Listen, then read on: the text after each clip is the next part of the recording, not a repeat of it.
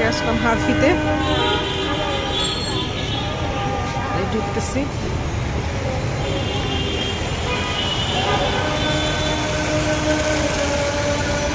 এই যে একটা বাজে গন্ধ।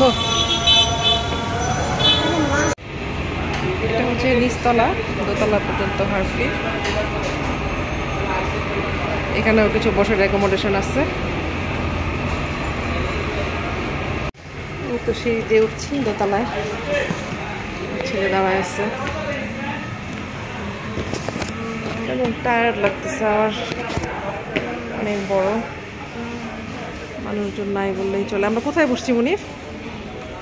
চলো এখানে বসে খাওয়া যায়। আমরা একদম কর্নারে বসছি। এই যে বাচ্চাদের খেলার একটা জায়গা আছে, এই জায়গাটাতে বসছি। হ্যাঁ অবশ্যই খেলতে পারবা। এই আমাদের খাবার চলে আসছে।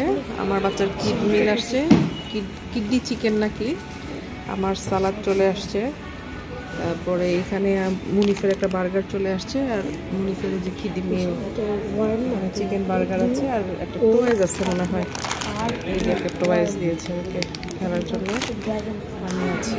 এই আর কি বাচ্চাদেরকে নিয়ে খাবো। ওকে।